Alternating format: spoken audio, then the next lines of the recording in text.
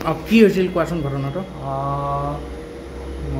DGP অফিচত চাকৰি কৰা ব্যক্তি এজন সৰোজ ডেকা, তেখেতৰ সৈতে মোৰ চিনাকি আছিল।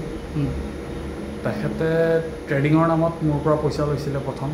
তাৰপিছত আৰু মই যিহেতু ভালেখিনি প্ৰফিট পাইছিলোঁ, প্ৰফিট পোৱাৰ পিছত মোৰ চিনাকি কিছুমানেও তেখেতৰ তাত ইনভেষ্ট কৰিছিলে। এতিয়া ইলিগেন্সটো এনেকুৱা আহিছে যে মই স্কেম কৰা বুলি আহিছে, কিন্তু মই নিজে স্কেমৰ বলি হৈ আছোঁ। মোৰ নিজৰ পাৰ্চনেল 18 লাখ টকা ফচি আছে। মই নিজে ডিপ্ৰেশ্যনত আছোঁ, কিন্তু এতিয়া আৰক্ষীক মই গোটেইখিনি জনাইছোঁ। আৰক্ষীয়ে তদন্ত কৰিব। তুমি যাক পইচা দিছিলা তেওঁৰ নামটো কি আছিল? সৰোজ ডেকা, ডিজিপি অফিচত চাকৰি কৰে। মই ইমানটোৰলৈকে ইনফৰ্মেশ্যন পাইছোঁ, তেখেতে পুলিচৰে কিবা পইচাৰ কেলেংকাৰী কৰি ডিজিপি অফিচৰ পৰা খেত খাই বৰ্তমান CID ব্ৰাঞ্চত হেডকোৱাৰ্টাৰত আছে। ক'ৰ হেডকোৱাৰ্টাৰত আছে? CID হেডকোৱাৰ্টাৰত থকা বুলি মই গম পাইছোঁ। CID হেডকোৱাৰ্টাৰত আছে। তোমাৰ পৰা কিমান টকা লৈছিল? মোৰ পৰা পাৰ্চনেল 18 লাখ। আৰু তুমি কাৰ পৰা পইচা লগাইছিলা? মই এজন ব্যক্তিৰ পৰা ধাৰ লৈছিলোঁ, মোৰ মাৰ লৈছিলোঁ। আৰু বাছ। তুমি মুঠ কিমানমান টকা বিনিয়োগ কৰিছিলা? মই টোটেল প্ৰায় 18-19 লাখ। 18-19 লাখ টকা বিনিয়োগ কৰিছিলা? হয়, ঠিক আছে। কি হৈছিল কোৱাচোন ঘটনাটো? ডিজিপি অফিচত চাকৰি কৰা ব্যক্তি এজন সৰোজ ডেকা, তেখেতৰ সৈতে মোৰ চিনাকি আছিল। তেখেতে ট্ৰেডিঙৰ নামত মোৰ পৰা পইচা লৈছিলে প্ৰথম। তাৰপিছত আৰু মই যিহেতু ভালেখিনি প্ৰফিট পাইছিলোঁ, প্ৰফিট পোৱাৰ পিছত মোৰ চিনাকি কিছুমানেও তেখেতৰ তাত ইনভেষ্ট কৰিছিলে। এতিয়া ইলিগেন্সটো এনেকুৱা আহিছে যে মই স্কেম কৰা বুলি আহিছে, কিন্তু মই নিজে স্কেমৰ বলি হৈ আছোঁ। মোৰ নিজৰ পাৰ্চনেল 18 লাখ টকা ফচি আছে। মই নিজে ডিপ্ৰেশ্যনত আছোঁ, কিন্তু এতিয়া আৰক্ষীক মই গোটেইখিনি জনাইছোঁ। আৰক্ষীয়ে তদন্ত কৰিব। তুমি যাক পইচা দিছিলা তেওঁৰ নামটো কি আছিল?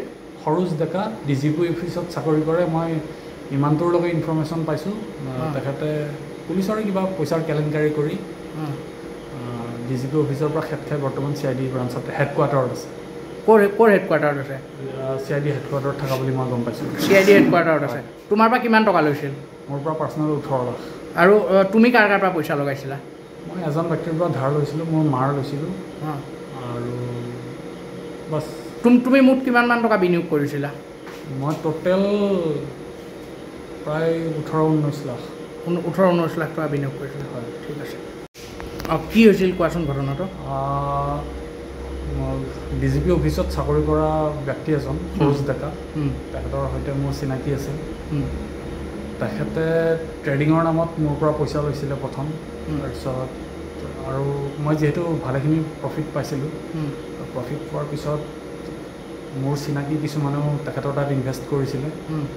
এতিয়া ইলিগেন্সটো এনেকুৱা আহিছে যে মই স্কেম কৰা বুলি আহিছে, কিন্তু মই নিজে স্কেমৰ বলি হৈ আছোঁ। মোৰ নিজৰ পাৰ্চনেল 18 লাখ টকা ফচি আছে। মই নিজে ডিপ্ৰেশ্যনত আছোঁ, কিন্তু এতিয়া আৰক্ষীক মই গোটেইখিনি জনাইছোঁ। আৰক্ষীয়ে তদন্ত কৰিব। তুমি যাক পইচা দিছিলা তেওঁৰ নামটো কি আছিল? সৰোজ ডেকা, ডিজিপি অফিচত চাকৰি কৰে। মই ইমানটোৰলৈকে ইনফৰ্মেশ্যন পাইছোঁ, তেখেতে পুলিচৰে কিবা পইচাৰ কেলেংকাৰী কৰি ডিজিপি অফিচৰ পৰা খেত খাই বৰ্তমান CID ব্ৰাঞ্চত হেডকোৱাৰ্টাৰত আছে। ক'ৰ হেডকোৱাৰ্টাৰত আছে? CID হেডকোৱাৰ্টাৰত থকা বুলি মই গম পাইছোঁ। CID হেডকোৱাৰ্টাৰত আছে। তোমাৰ পৰা কিমান টকা লৈছিল? মোৰ পৰা পাৰ্চনেল 18 লাখ। আৰু তুমি কাৰ পৰা পইচা লগাইছিলা? মই এজন ব্যক্তিৰ পৰা ধাৰ লৈছিলোঁ, মোৰ মাৰ লৈছিলোঁ। আৰু বাছ। তুমি মুঠ কিমানমান টকা বিনিয়োগ কৰিছিলা? মই টোটেল প্ৰায় 18-19 লাখ। 18-19 লাখ টকা বিনিয়োগ কৰিছিলা? হয়, ঠিক আছে।